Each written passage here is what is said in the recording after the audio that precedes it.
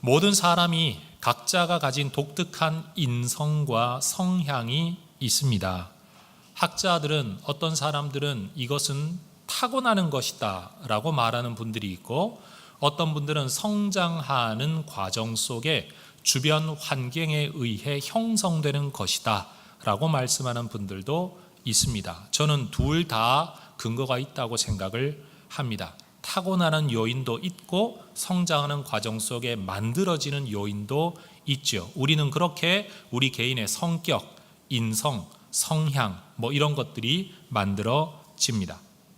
오늘 우리가 읽었던 창세기 25장에 보면 한 부모 밑에 태어났고 같은 성장 환경 속에 살았는데 너무 다른 두 아들이 등장합니다. 에서와 야곱이라는 인물이죠. 27절의 말씀은 이 두 사람을 이렇게 묘사합니다. 그 아이들이 장성함에 에서는 익숙한 사냥꾼이었으므로 들 사람이 되고 야곱은 조용한 사람이었으므로 장막에 거주하였다. 오늘날과 같은 어떤 인성 검사 도구가 존재하지 않았기 때문에 이 당시의 사람들의 성격 또는 성향을 묘사하는데 저는 이 표현이 굉장히 많은 정보를 주는 것 같아요. 에서는 외향적이겠죠. 아무래도 뛰어다니는 걸 좋아하니까. 그리고 야곱은 홀로 머물러 있는 걸 좋아합니다. 내향적입니다. 에서는 익숙한 사냥꾼 들 사람, 그리고 야곱은 조용한 사람, 장막에 거주하는 사람. 어떤 기독교 심리학자가 성경의 인물들의 성향이 어떠한가를 나름대로 연구하면서요, 그 MBTI라는 인성검사 도구를 가지고 이분이 나름대로 성경 인물들의 성격을 추측을 했는데, 여러분 에서 같은 사람을 보면 아무래도 외향적이고 오늘 내가 먹는 것, 행동하는 것 중요하게 여기고 현실과 현재를 중요하게 여기고 뭔가 계산적이기보다는 감성적인 성격이라서 MBTI 성향으로 아마 에서는 ESFP의 성격을 가지고 있을 거다라고 추측을 했어요. 반면 야곱 같은 사람은 내성적이죠. 그리고 감성적이기보다는 뭔가 계산적이지 않습니까? 그래서 이 사람은 아무래도 INTJ. 그래서 오늘 당장 만족하고 사는 것보다는 미래를 바라보고 뭔가 준비하고 계산하는 이런 성향의 사람일 것이다 라고 이야기를 했습니다. 여러분, 한 부모 밑에 그리고 한 가정 환경에서 자라나도 자식이 다 다릅니다. 우리는 이것을 잘 알죠. 내 뱃속에서 태어난 자식들인데도 어떻게 이렇게 다를까? 그런 걸 보면 타고나는 게 맞다 싶은 게 있고요. 또 어떤 거 보면 형제 간에 닮아 있는 모습이 있으니까 형성되는 것도 맞다. 이 양쪽 이야기를 할 수 있을 것 같아요.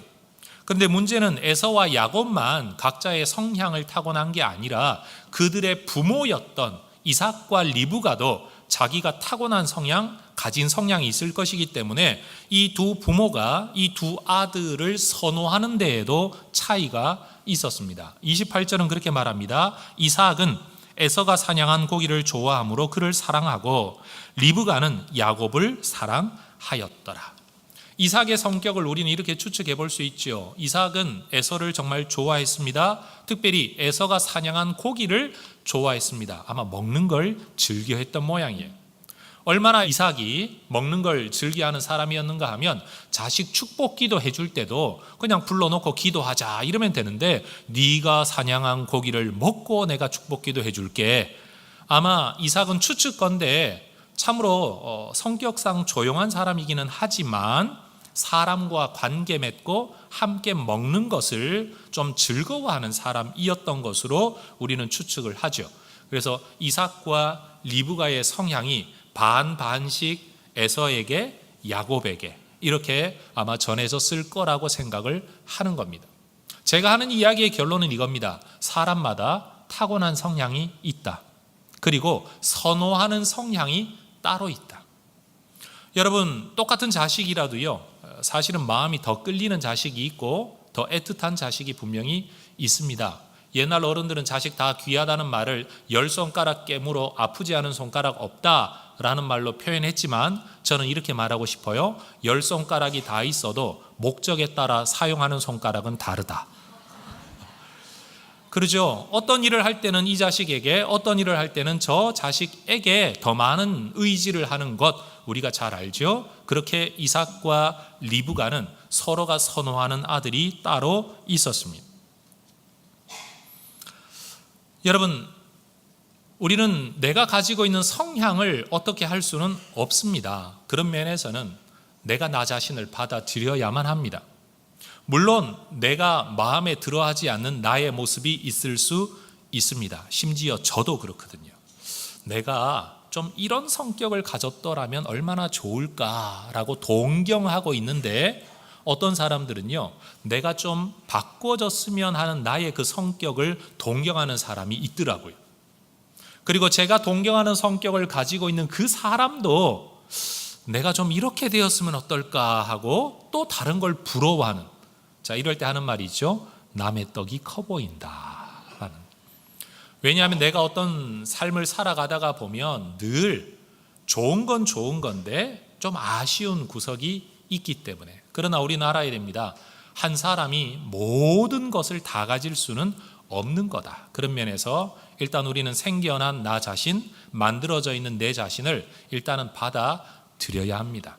그래야 남도 받아들일 수 있어요. 내가 나를 받아들이지 못하면 남을 받아들이기도 힘듭니다. 우리가 예수 믿는 사람으로서 어떤 성격과 성향을 가지고 살아가는 것을 문제 삼지는 않습니다. 하나님이 우리를 두고 꼭 너 이거 고쳐야 된다, 바꿔야 된다, 우리 하나님이 꼭 그러신 분이 아니에요.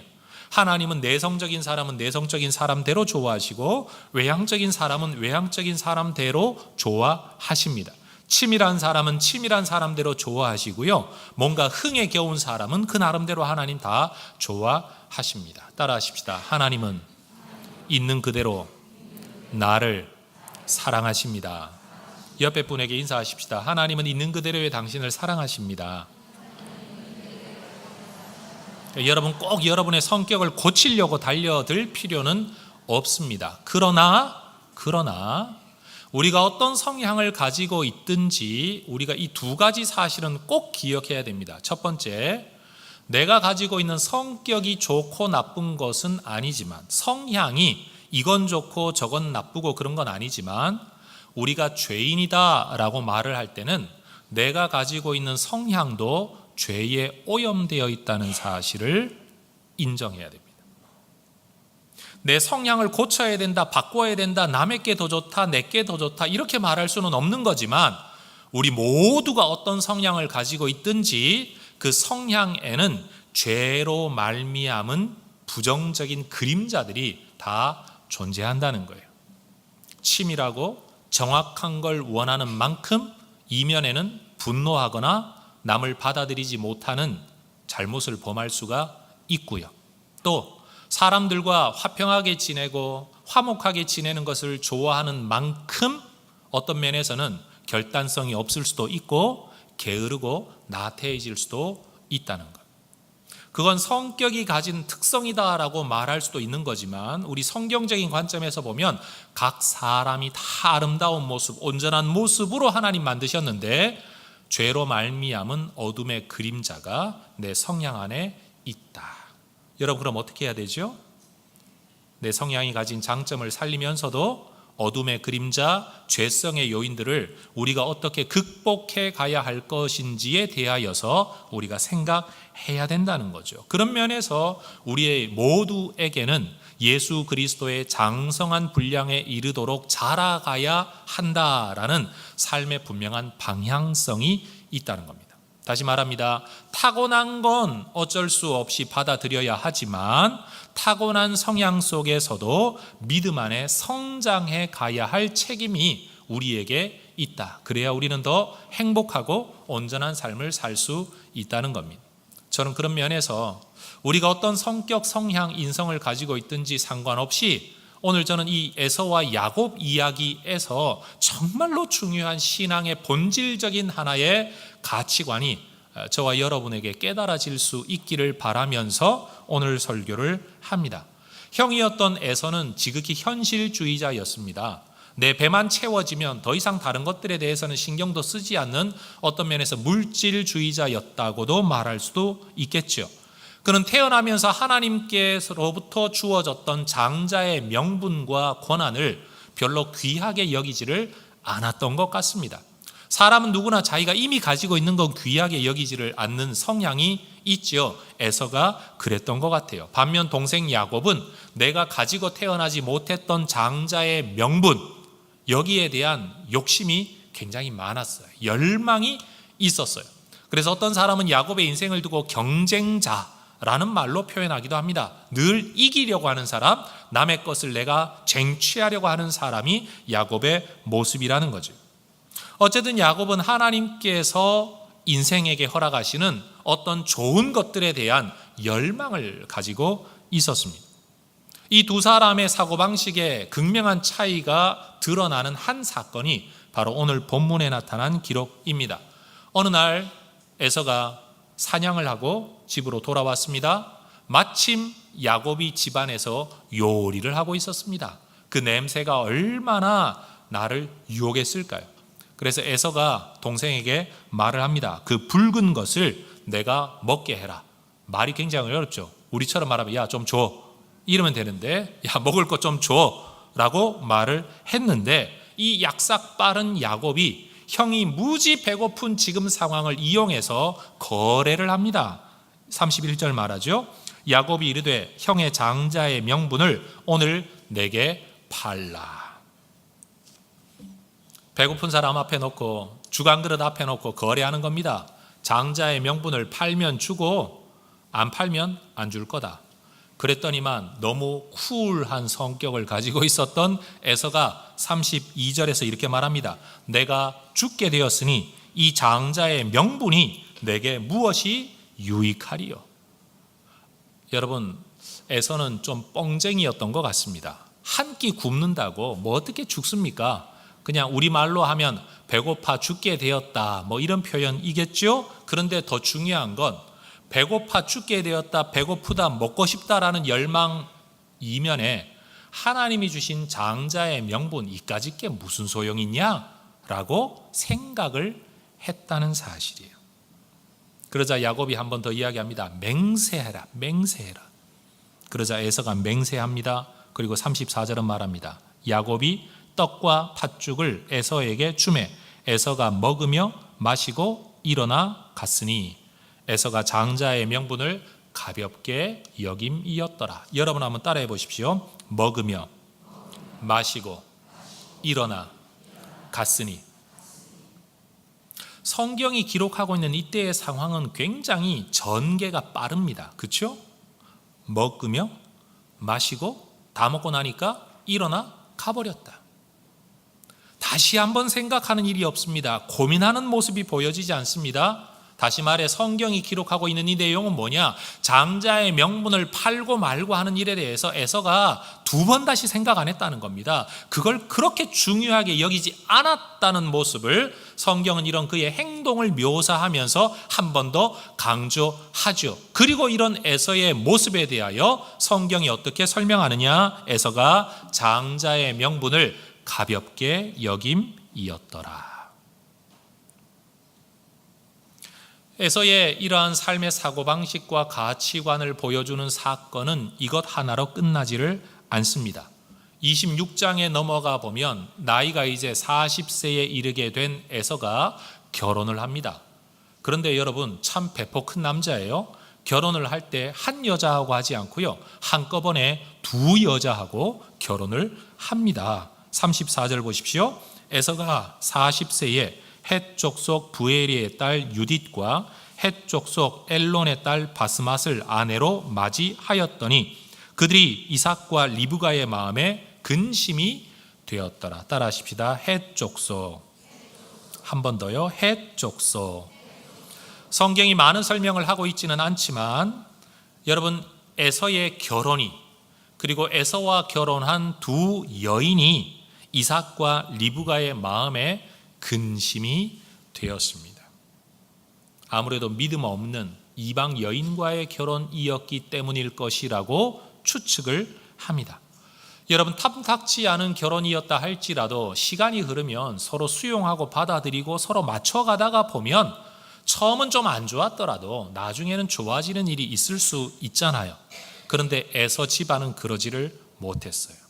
26장에서 결혼을 했는데 28장으로 넘어가 보아도 28장 8절에 이런 구절이 있습니다. 에서가 또 본즉 가나안 사람의 딸들이 그의 아버지 이삭을 기쁘게 하지 못하는지라.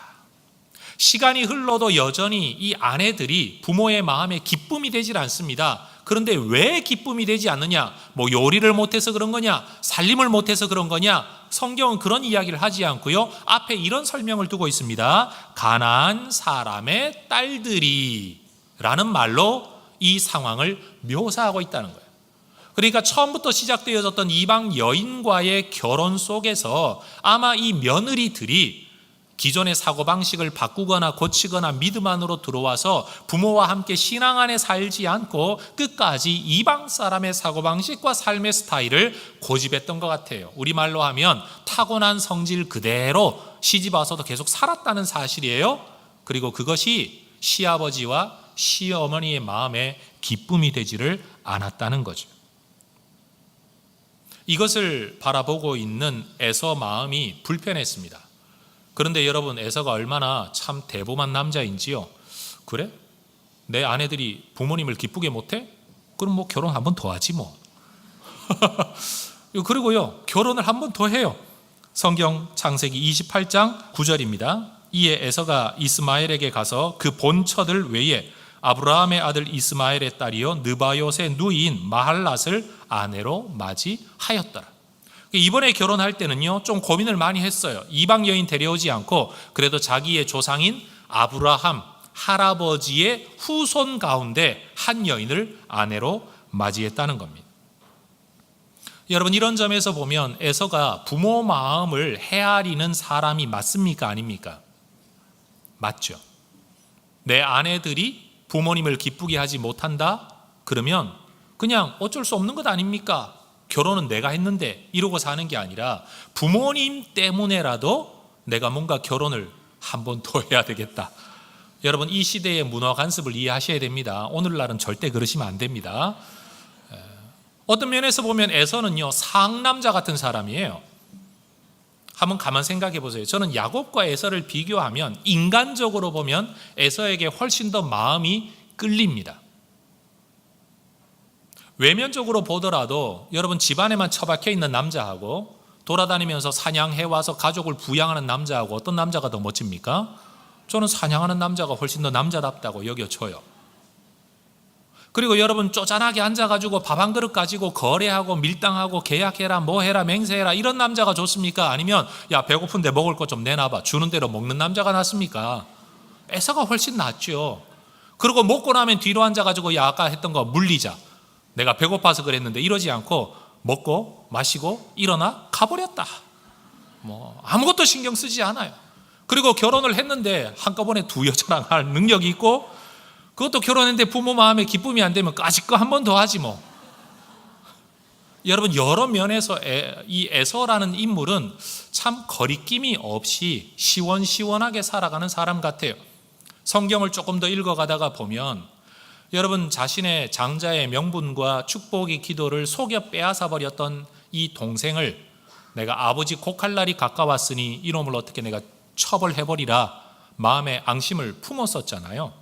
그런데 시간이 흘러가니까 동생이 외삼촌의 집에 갔다가 한참을 살다가 자식 끌고 돌아오니까요, 죽인다는 말도 못해요.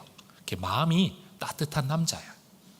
거기다가 야곱이 오면서 그냥 오는 게 아니고 형한테 예물을 보낸다고 몇 대나 앞서 보내가지고 형님 받으십시오, 형님을 뵈니 하나님의 얼굴을 뵌 것 같습니다, 또 이렇게 말을 하니까 그만 또 거기에 기가 팍 죽어가지고 야, 나도 재산 많거든, 너 가져. 어떤 면에서 보면 에서는 돈에 큰 욕심을 내는 사람도 아니었고요, 돈 몇 푼 더 얻기 위해서 동생한테 뭘 받고 말고 이런 마음도 없었던 사람이었습니다.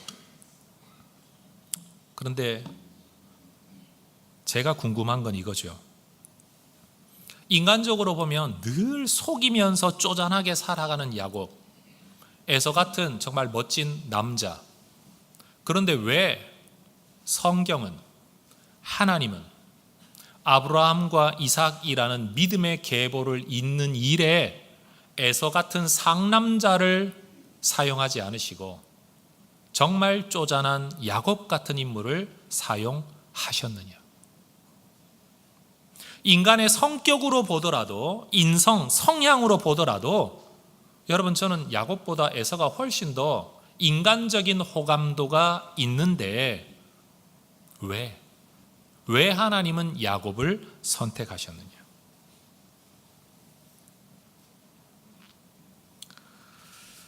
여러분, 우리가 기억해야 될 게 있습니다.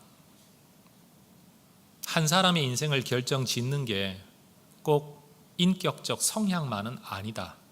특별히 우리가 믿음의 삶을 살아가는 사람이라면 우리의 인성 성향이 어떠하든지 간에 우리가 꼭 기억해야 될, 내가 성격이 어떠하든지 간에 꼭 가져야 할 하나의 중심이 있다는 것을 우리는 에서와 야곱 이야기를 통해서 배우게 된다는 거죠. 따라하십시다. 성격이 어떠하든지 이것만은 꼭 있어야 합니다. 그게 뭘까요? 결론적으로 말씀드리면요, 야곱은 어려서부터 나이가 한참 들 때까지 하나님께서 허락하시는 명분 안에 하나님의 복이 있다는 것을 그는 믿었습니다.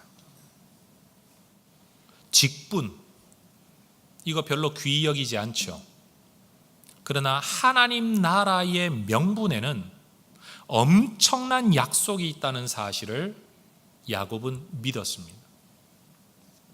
우리 혜성교회 성도들 가운데 제가 지금껏 경험하기로는 어느 누구도 우리 목사님께 축복 기도를 받기 위해서는 무슨 짓을 써서라도 내가 기도를 받겠다고 달려드는 분은 제가 뵌 적이 없습니다. 아마 우린 이렇게 생각할 수 있어요. 목사님이 다 우리 잘 되라고 축복 기도 해줄 수는 있지만 기도라는 게 잘 되라고 축복하는 거지, 기도는 기도일 뿐이지 꼭 그렇게 된다는 보장도 없잖아.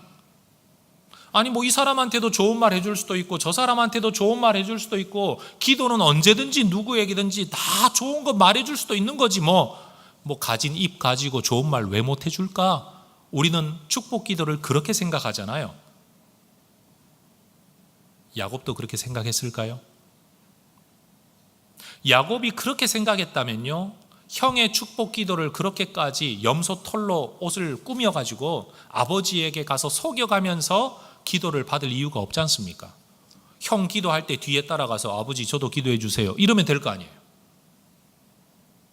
그런데 야곱의 마음속에는요, 아버지가 특별한 목적을 가지고 기도하는 이 자리, 이 시간이 정말 중요하다, 그는 믿었다는 사실이에요. 또 시간이 더 흐릅니다. 외삼촌의 집에서 결혼을 하고 재산을 일구고 고향 땅으로 돌아오는 길에 그는 야복강이라는 강가에서 천사와 씨름하죠. 그때도요, 아니 내가 천사를 못 이기면 그냥 가세요 빨리, 그럼 될 거 아니에요. 그런데 야곱은 그 천사와 씨름을 하면서 뭐라고 말을 했느냐? 창세기 32장 26절에서 따라하십시다. 당신이 내게 축복하지 아니하면 가게 하지 아니하겠나이다. 당신이 나를 축복하지 아니하면 나는 죽어도 못 보냅니다. 그래서 그는요, 골반뼈가 위골되어져서 평생을 절며 살 수밖에 없는 장애를 가지는 대가를 지불하면서까지 천사를 붙들고 늘어져서 축복을 얻어냅니다.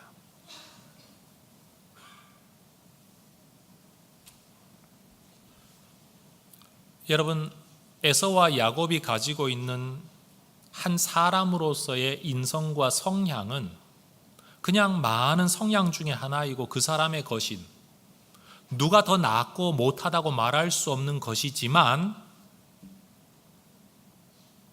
야곱 안에는 하나님에 대한 열망이 있었다는 사실이에요. 오늘 본문을 보면 성경은 바로 이 부분을 아주 분명하게 강조해 두었습니다. 에서는 말을 합니다. 이 장자의 명분이 내게 무엇이 유익하리요. 그리고 성경은 그런 에서를 두고 설명하죠. 에서가 장자의 명분을 가볍게 여김이었더라.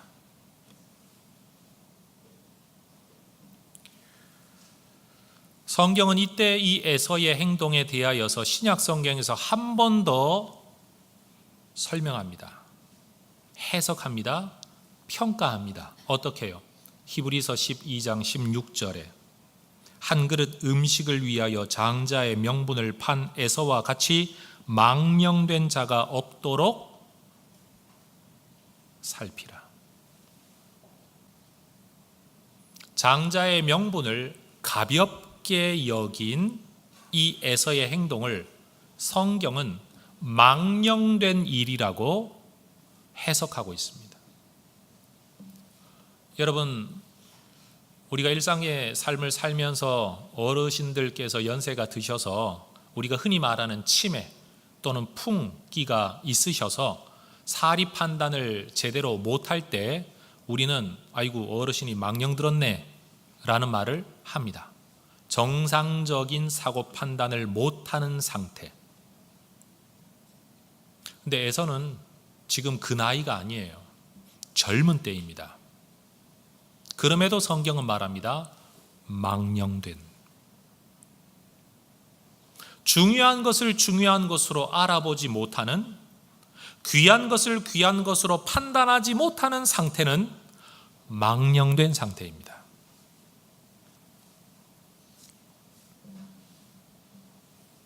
특별히 하나님께서 귀하게 여기시는 것을 대수롭지 않게 여기는 일이야말로 진짜 망령된 일이죠.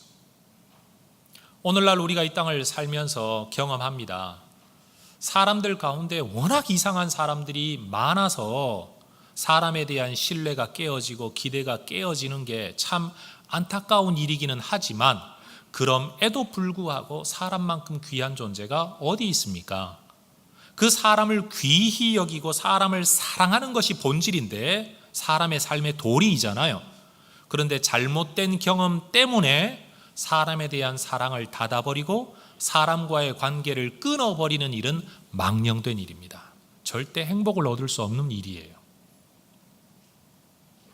우리가 이 땅을 살면서 교회들이 워낙 문제가 많고 소란스럽고 이상한 교회들이 많아서 우리가 교회를 너무 쉽게 말하고 있지만 기억하십시오. 성경은 말합니다. 하나님께서 자기 피로 교회를 사셨다.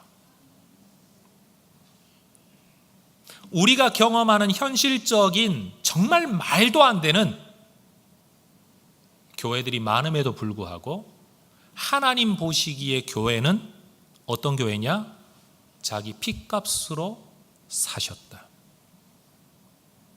이런 교회를 우리가 내가 경험하는 이상한 아픔, 상처 때문에 함부로 말을 한다면 성경은 이것을 일컬어 망령된 일이라고 말을 합니다. 여러분, 하나님과 관계되어진 것들을 귀하게 여기실 수 있는 눈이 여러분에게 생겨나시기를 주의 이름으로 축원합니다. 일단 우리 자신에게 주어진 생명이 내가 원해서 얻은 것도 아니고 부모가 주고 싶어서 준 것도 아니고 남이 빼앗고 싶다고 빼앗을 수 있는 게 아니라 하나님께로부터 내게 왔다는 면에서 우리의 생명, 우리의 인생을 우리가 귀히 여겨야죠. 따라하십시다. 내 인생을 귀히 여기지 않는 것은 망령된 일입니다. 꼭 기억하십시오. 여러분, 하나님께서 여러분에게 부여하신 인생, 하나님이 주셨는데 그것을 귀히 여기지 않는 것은 하나님 앞에 망령된 일입니다. 내 삶을 사랑해야 돼요. 내 삶을 귀히 여겨야 돼요. 해석할 수 없는 아픔과 해석할 수 없는 어려움이 있다고 할지라도 내가 해석을 못할 뿐이지 하나님께는 다 이유가 있다고 생각을 하고 일단은 귀히 여겨야 돼요. 그리고 하나님께서 우리에게 허락하신 성경 말씀, 교회 공동체, 믿음의 지도자들, 내게 허락하신 가족들, 여러분 하나님을 생각함으로 이런 것들을 귀히 여겨야 합니다. 그게 진짜 믿음을 가진 사람입니다. 하나님을 믿는다고 하면서도 내 삶을, 내 가족을, 내 인생을, 내 나라를, 여러분 내게 주어진 교회를, 내게 주어진 친구들을, 지도자들을, 여러분 내게 주어진 하나님의 말씀들을 귀히 여기지 않는다면 이는 망령된 일입니다. 야곱이나 에서의 인격적 성숙도를 우리는 평가할 수가 없죠. 그러나 에서는 하나님이 귀히 여기는 것에 대한 개념이 아예 없었고, 야곱은 하나님께서 귀히 여기는 것을 중하게 보는 눈이 있었습니다. 이것이 야곱과 에서의 인생을 갈라놓은 겁니다. 어떤 면에서 에서는요, 하나님 없이도 얼마든지 잘 살 수 있다라고 생각한 사람이고, 야곱은 하나님 없으면 나는 절대 못 산다라고 생각했던 사람이라고 말할 수 있죠. 장자의 명분이나 아버지의 축복의 기도나 천사의 축복이라는 게 아니 뭐 그게 꼭 있어야 되는 거야? 그냥 먹고 살면 되지. 열심히 노력하고 살면 되는 거지. 그게 에서의 사고방식이었다면 그게 꼭 있어야 된다라고 생각했던 사람이 야곱이라는 겁니다. 저는 여러분에게 한번 질문하고 싶습니다. 여러분 지금껏 살아오면서 특별히 하나님을 믿는 신앙생활을 시작한 이후로 지금까지 나는 하나님 없이는 못 삽니다 라고 고백해 본 적이 언제이십니까? 아니면 그런 적이 있기는 하십니까? 우리 한번 솔직히 이야기해 보십시다. 먹고 사는 이야기만 하자면 교회 안 다녀도, 예수 안 믿어도, 하나님 안 믿어도 당장 굶어 죽는 건 아니잖아요. 예수 안 믿는다고 내가 하는 일이 무조건 실패하는 것도 아니고, 하나님 안 믿고 기도 안 한다고 해가지고 내가 하는 일에 꼭 재앙만 있는 건 아니잖아요. 한 인간이 태어나 살아가는 과정 속에 여러분 하나님이 그렇게 꼭 필수적인 건 아니지 않습니까? 그게 우리의 사고방식이잖아요. 그 능력 많으신 하나님이 내게 좀 복을 주시면 좋겠다, 내 능력 이상의 은혜를 좀 베풀어 주시면 좋겠다라는 기대는 우리 모두가 가지고 있지만, 그 하나님 없으면 못 살겠다 라고까지 생각하는 사람은 오늘날 교회 안에서조차도 만나기가 어렵다는 사실이에요.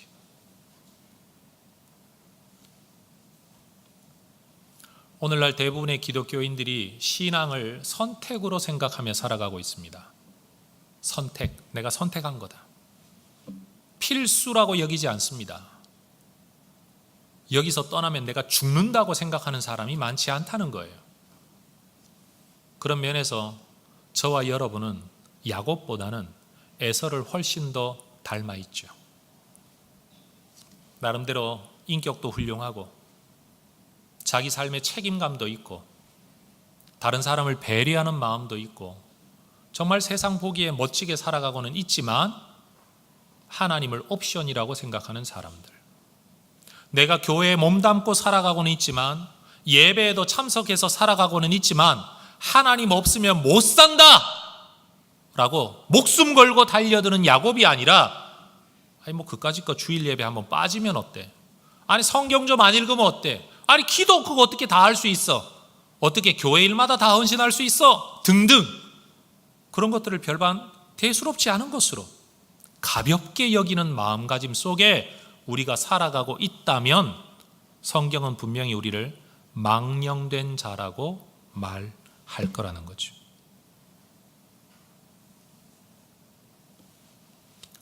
여러분의 인생에서 하나님은 필수입니까? 선택입니까?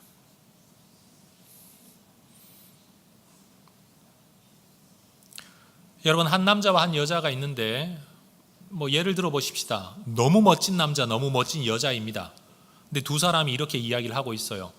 나 당신이 마음에 좀 드는데 마음에 들면 같이 만나 결혼해 살고 아니면 말고 라고 여러분에게 프로포즈를 한다면 여러분 받아들이시겠습니까?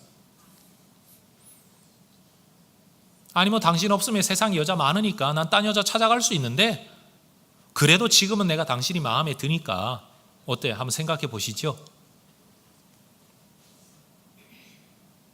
우리가 우리 하나님을 그런 식으로 대하고 있다는 거죠. 하나님 없이는 못 삽니다. 하나님 안에서 내가 길을 발견했습니다. 답을 얻었습니다. 하나님 안에서 생명을 찾았습니다. 하나님 안에서 내 인생에 의미가 있습니다. 이게 아니고 하나님 도와줄 수 있으면 좀 도와줘 보세요. 좀.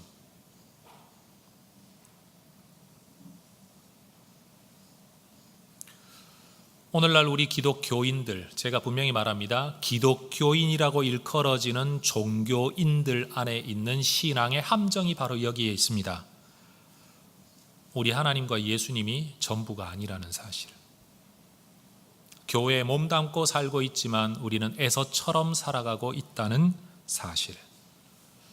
만약 우리가 그렇게 살아간다면 우리의 인생도 에서와 별반 다르진 않을 겁니다.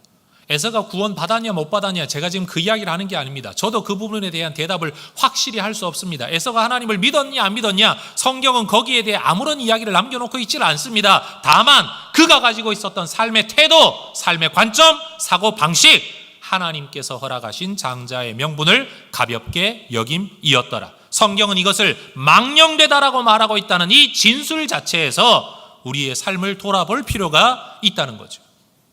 내가 구원받을 수 있냐 없냐 제가 지금 그 설교를 하고 있는 게 아닙니다. 믿음이 좋으냐 나쁘냐를 이야기하고 있는 게 아닙니다. 우리는 과연 에서처럼 살아갈 것이냐 야곱처럼 살아갈 것이냐. 사무엘상 2장 30절에 이런 성경 구절이 있습니다. 나를 존중히 여기는 자를 내가 존중히 여기고 나를 멸시하는 자를 내가 경멸하리라. 여러분 에서와 야곱으로부터 정말 먼 시간 후에 하나님이 사무엘 시대에 주신 말씀입니다. 그런데 이 구절을 그 옛날 시대 에서와 야곱에게 한번 적용해 보십시다. 나를 존중히 여기는 자를 내가 존중히 여기고.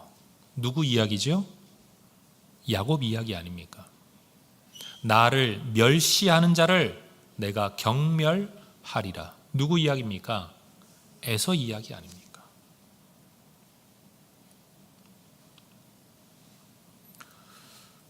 저는 다시 한번 여러분들이 종교인으로 살지 아니하고 신앙인으로 살아가시기를 주의 이름으로 권면드립니다. 종교에 속해서 종교적인 책임을 일정 부분 감당하고 종교인으로서의 삶의 양식을 가진다라는 것이 본질적인 신앙하고 연관이 있을 수도 있지만 없을 수도 있습니다.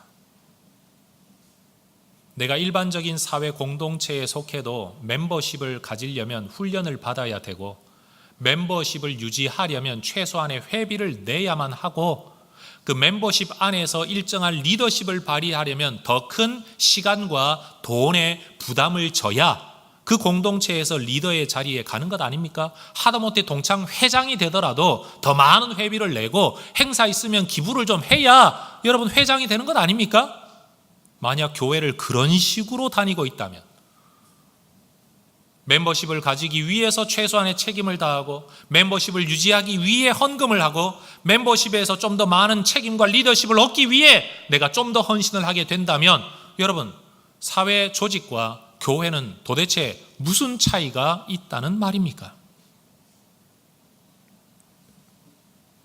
저는 신앙의 본질은 오늘 야곱이 보여준 인간적으로 보기에는 거짓말쟁이, 약삭 빠른 사람, 절대 성경이 이런 사람을 모델로 삼을 수 없는 형을 속이고 아버지를 속이고 외삼촌 속이고 일생 동안 속이며 살아가는 이 나쁜 사람, 한마디로 인격적 성숙함이 없고 온전함이 없는 사람. 그런데 하나님이 그를 택하시고 그를 인도하시고 그를 복주신다는 사실을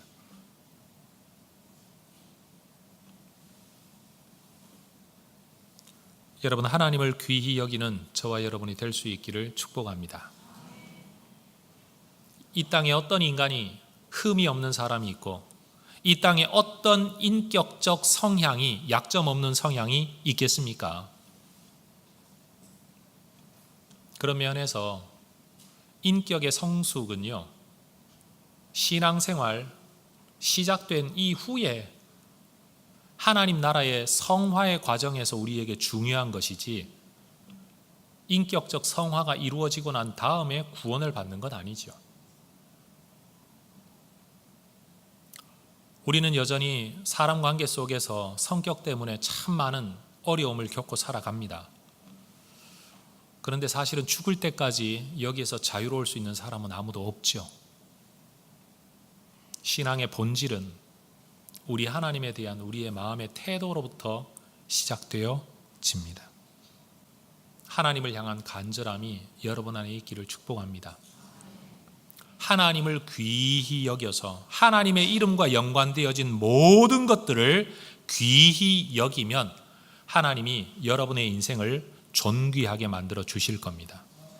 그런데 여러분의 능력이 아무리 탁월해도 하나님과 관계된 것들을 귀히 여기지 않는다면 여러분은 그냥 생긴 대로 여러분의 능력만큼만 살아가게 될 것입니다. 야곱, 별로 모델 삼고 싶지는 않지만 그럼에도 불구하고 어쩔 수 없이 성경이 우리에게 들려주는 하나의 메시지, 명분에 대한 열망, 축복권에 대한 열망, 하나님께서 복 주시는 것에 대한 열망, 우리가 이것만큼은 절대 놓치지 않기를 원합니다. 이제 신앙생활 시작하시는 분들 꼭 기억하십시오. 사람들하고 잘 어울려 살아가는 것이 신앙생활 잘하는 게 아니고 하나님에 대한 열망을 가지고 살아가는 게 그게 신앙의 본질이다. 그 열망 안에서 믿음 생활 속에서 예수님의 장성한 분량에 이르도록 우리의 인격도 성화되어지고 성숙해 간다면 사람에게도 사랑받고 존경받는 하나님의 사람들이 될 것이다. 그래서 하나님과 사람에게 사랑받는 여러분 되시기를 축복합니다. 기도하겠습니다.